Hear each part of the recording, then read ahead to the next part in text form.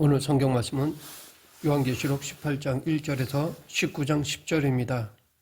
18장은 제1삽입부의 주제인 많은 물 위에 앉은 음녀가 받을 심판이 구체적으로 서술되어 있습니다. 17장이 상징적이고 비유적인 언어를 사용하여 바벨론 배후의 영적 존재인 짐승과 바벨론 간의 관계를 세밀하게 보여주었다면 18장은 비교적 사실적인 언어를 사용하여 멸망하는 현실 제국 바벨론과 그에 반응하는 사람들의 모습을 실감나게 그려내고 있습니다. 18장은 새 등장인물의 대사로 주로 이루어져 있습니다. 첫 단락에서는 한 천사가 힘찬 음성으로 바벨론의 멸망을 알립니다. 이어서 하늘에서 들려온 다른 큰 음성이 둘째 단락을 구성하는데 이 음성은 먼저 독자들에게 바벨론에서 나오라고 촉구한 후 바벨론의 멸망을 슬퍼하는 세 그룹에 속한 사람들의 탄식을 들려줍니다. 그들은 땅의 왕들과 땅의 상인들과 뱃사람들과 선객들입니다. 셋째 단락에서는 힘센 천사가 큰 맷돌을 들어 바다에 던지는 상징적인 행동을 하면서 바벨론의 멸망을 선언합니다. 요한계시록에서 종말 사건의 서술은 주로 환상보도를 통해 진행되었고 그 사건들에 대한 해설은 주로 하늘 합창 장면에서 이루어졌습니다. 그리고 권면은 7 메시지와 삽입부에 집중되었습니다. 그러나 요한계시록 18장에는 이 모든 것이 함께 나옵니다. 첫째 단락과 셋째 단락은 바벨론이 멸망한 이유를 보여줍니다. 그들은 음행과 사치를 일삼고 성도들을 박해했기 때문에 망했습니다. 여기서 음행과 사치와 박해는 하나로 연결되어 있습니다.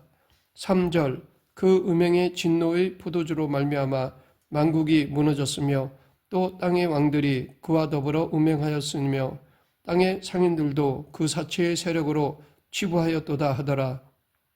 여기서 땅의 왕들은 음행한 자들로 묘사되고 땅의 상인들은 사치와 치부한 자들로 표현되지만 두 그룹의 역할이 분리된 것은 아닙니다. 9절에서 땅의 왕들이 바벨론과 함께 음행하고 사치했다고 말합니다. 음행이란 우상숭배이며 요한계시록에서는 그것이 황제숭배로 나타나는데 요한계시록 13장에서 땅에서 올라온 짐승이 경제활동을 제재함으로써 황제숭배를 강요하였습니다. 이처럼 우상숭배와 경제활동은 밀접하게 관련되어 있습니다. 성도들이 황제숭배를 거부한 대가로 경제활동의 제재를 받았다면 그 대척점에 있는 땅의 왕들은 사치하고 치부하기 위해 바벨론의 우상숭배를 지원했을 것입니다.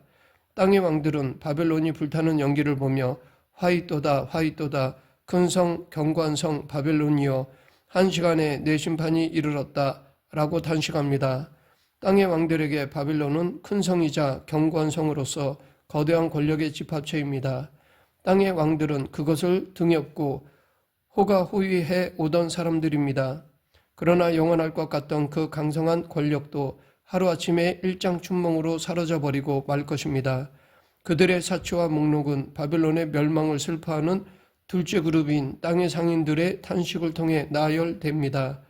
제국에서는 활발한 경제적 교역이 이루어지고 제국은 지배하는 백성들로부터 엄청난 액수의 세금을 걷어들입니다. 그렇게 거둔 돈으로 피지배국의 상품을 사들입니다. 물론 제국 밖의 나라들과도 활발한 무역 활동을 하며 그 일에 관여하는 상인들은 큰 돈을 벌게 됩니다.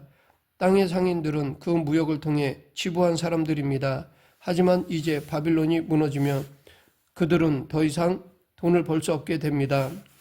12, 13절 그 상품은 금과 은과 보석과 진주와 쇠목포와 자주 옷감과 비단과 붉은 옷감이요 각종 행목과 각종 상아 그릇이요 값진 나무와 구리와 철과 대리석으로 만든 각종 그릇이요 계피와 향료와 향과 향유와 유향과 포도주와 갈람유와 고운 밀가루와 미리요 소와 양과 말과 수레와 종들과 사람들의 영혼들이라.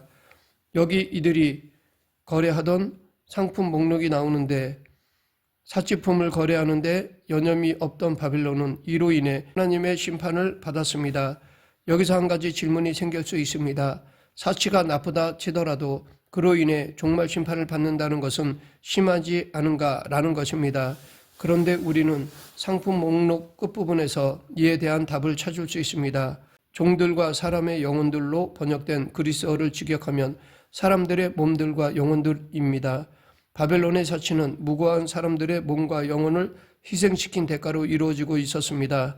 탐욕에 지배당하는 사람들은 다른 사람들의 목숨을 희생시키면서까지 부와 사치를 이루고자 합니다. 그 탐욕으로 인해 바벨론이 멸망했으며 동일한 탐욕을 이용한 짐승의 지배는 오늘날에도 계속됩니다. 바벨론의 멸망을 슬퍼하고 탄식하는 셋째 그룹은 선장과 선원 및 선객들입니다. 이들은 해상무역에 종사하는 사람들로 보입니다. 그렇다면 그냥 상인들이라고 해도 될 것 같은데 왜 독립시켜 셋째 그룹으로 분류한 것일까요? 로마 제국의 전성기에는 활발한 무역이 이루어졌습니다. 제정 이전의 공화정 시기에도 아라비아의 향신료, 동아프리카의 상아, 인도의 후추, 중국의 비단 등이 수입되었으나 소량에 그쳤습니다. 그러나 스페인에서부터 시리아에 이르기까지 제국 전체가 경제적으로 통일되고 정복 과정에서 얻은 부의 중대한 구매력이 급증하면서 무역량이 전과 비교할 수 없이 늘어나기 시작했습니다. 로마는 제국 내외의 교역에 방해가 되는 물리적 제도적 요소들을 제거함으로써 무역을 활성화하고 그를 통해 막대한 관계 수입을 올렸습니다. 로마는 제국 내 국가들 외에 인도와 중국과 같은 먼 거리에 있는 국가들과도 무역 활동을 펼쳤습니다. 이 과정에서 비단길을 포함한 육로와 해로를 함께 사용했는데 해로를 통해 선박을 이용할 경우에는 파르티아와 같은 적대국을 통과하는 위험을 피할 수 있었고 수송 비용도 훨씬 저렴한 이점이 있었습니다. 이런 해상무역에서 중심 역할을 하는 선박은 기원 후 첫 200년 어간에는 일종의 개인 기업으로 운영되었다고 합니다. 선박 소유자와 화물 소유자는 구별되어 있었고 선박 소유자는 대개 2명의 간부 직원을 임명하여 운송을 맡겼습니다. 하나는 라틴어로 구베르나테르라 불리는 선장이고 다른 하나는 마기스 테르라 불리는 사무장이었습니다. 라틴어 구베르나테르를 그리스어로 하면 큐베르네테르인데 요한계시록 18장 17절에서 선장으로 번역된 단어가 바로 이것입니다. 요한계시록 18장의 둘째 단락은 하늘로부터 들려온 권면으로 시작됩니다. 이 권면의 요지는 그 도시 곧 바벨론에서 나오라는 것입니다. 여기서 나오라는 말은 물리적으로 바벨론 곧 로마 제국을 떠나라는 뜻이 아니라 로마 제국의 가치와 신앙과 삶의 방식을 떠나라는 뜻입니다. 권면에 이어지는 세 그룹의 사람들 곧 땅의 왕들과 땅의 상인들 및 선박 운영자들은 그 도시에서 떠나지 못하는 사람들을 대변합니다. 그들이 바벨론을 떠나지 못하는 핵심적인 이유는 경제적 이익 때문입니다. 그들은 바벨론으로 인해 돈을 벌어 지위를 얻고 영화를 누리고 있습니다. 세상의 종말을 의미하는 바벨론의 멸망을 목도하는 순간에도 그들은 오로지 내 돈을 부르짖고 있습니다. 계속되는 19장 1절부터 8절은 바벨론을 심판하시고 성도들을 구원하신 하나님을 향한 찬양과 구원받은 성도들을 위한 축복의 말씀입니다. 1절부터 8절에서 하늘 어전의 합창이 울려 퍼지고 9절 상반절에서 어린 양의 혼인잔치에 초대받은 이들에 대한 축복이 선포된 후 부록 1이 마무리됩니다. 하늘 어전의 찬양을 7인, 7나팔, 7대접으로 긴박하게 이어져 온 요한계시록의 종말 환상 이야기 제1단계를 감동적으로 마무리합니다. 이 찬양은 하늘의 무리의 큰 음성에 의해 시작되고 24장로와 네 생물에 의해 화답됩니다. 먼저 하늘의 허다한 무리의 큰 음성 같은 것이 들려옵니다. 1절 2절 할렐루야 구원과 영광과 능력이 우리 하나님께 있도다. 그의 심판은 참되고 의로운지라. 음행으로 땅을 더럽게 한 큰 음녀를 심판하사 자기 종들의 피를 그 음녀의 손에 갚으셨도다. 이어서 두 번째 소리가 들립니다. 할렐루야 그 연기가 세세토록 올라가는구나. 그러자 이번에는 24장로와 네 생물이 하나님께 경배하며 화답합니다. 아멘 할렐루야. 그리고 보좌에서 음성이 들려옵니다. 하나님의 종들 곧 그를 경외하는 너희들아 작은 자나 큰 자나 다 우리 하나님께 찬송하라. 그러자 다시 허다한 무리의 음성과도 같은 많은 물소리와도 같고 큰 우레소리와도 같은 찬양이 들려옵니다. 할렐루야, 주 우리 하나님 곧 전능하신 이가 통치하시도다. 우리가 즐거워하고 크게 기뻐하며 그에게 영광을 돌리세. 어린 양의 혼인 기약이 이르렀고 그의 아내가 자신을 준비하였으므로 그에게 빛나고 깨끗한 세마포 옷을 입도록 허락하셨으니 이 세마포 옷은 성도들의 옳은 행실이로다. 이 찬양은 7절 8절에서 어린 양의 혼인 잔치를 예고하며 마무리됩니다. 그리고 9절에서 천사는 어린 양의 혼인 잔치에 초대된 자들을 축복합니다. 여기서 혼인 잔치에 초대된 자들은 손님이 아니라 신부입니다. 어린 양의 아내는 새 예루살렘입니다. 19장 8절은 어린 양이 아내가 입게 될 빛나고 깨끗한 세마포 옷이 성도들의 옳은 행실이라고 설명함으로써 어린 양의 아내가 곧 성도들임을 암시합니다. 신약 성경은 종종 성도들의 구원을 예수 그리스도의 신부가 되어 결혼하는 것에 비유합니다. 열 처녀의 비유가 그에 해당합니다. 또한 예수는 자신을 신랑에 비유하셨습니다. 바울도 고린도 교회를 정결한 처녀로 여기고 한 남편인 그리스도께 드리려고 중매한다고 말합니다.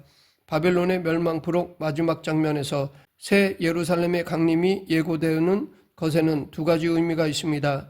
첫째, 이것은 구원과 심판이 동전의 양면임을 잘 보여줍니다. 바벨론에 대한 심판은 그 자체가 목적이 아니라 성도의 구원을 위한 필수적인 과정입니다. 다시 말해 하나님은 바벨론을 심판하심으로써 성도들을 구원하십니다. 둘째, 이 예고는 요한계시록의 제1단계 이야기가 제2단계를 예비하고 있음을 잘 보여줍니다. 앞으로 제2단계의 이야기에서 전개될 사탄의 세력에 대한 심판은 제1단계에서 유보된 여섯째 대접 재앙입니다. 모든 심판이 완료되고 새하늘과 새 땅이 이루어진 후 강림하는 새 예루살렘의 환상을 요한에게 보여줄 이는 7 대접을 가진 7 천사 중 하나일 것입니다. 이처럼 바벨론의 멸망은 새 예루살렘의 강림의 전제 조건이 됩니다. 말씀을 맺겠습니다. 요한계시록 18장은 큰 성 바벨론의 최종적 멸망과 그에 따른 심판의 장면을 묘사합니다. 이 장면은 바벨론이 죄와 사치, 음행 등으로 인해 하나님의 심판을 받아 하루아침에 멸망한다는 내용을 중심으로 전개됩니다. 또한 바벨론의 죄악과 그에 따른 하나님의 심판 그리고 성도들에게의 경고를 담고 있습니다. 그러하기에 우리 모두 이 마지막 심판의 경고를 마음에 새기며 의의 길을 걸어가는 성도가 되길 간절히 축원합니다. 기도하겠습니다. 사랑과 은혜가 풍성하신 하나님 아버지, 마지막 때가 다가옴을 기억하며 믿음으로 종말론적인 삶을 살아가는 저희 모두가 되게 하여 주시옵소서. 예수님 이름으로 기도드립니다. 아멘.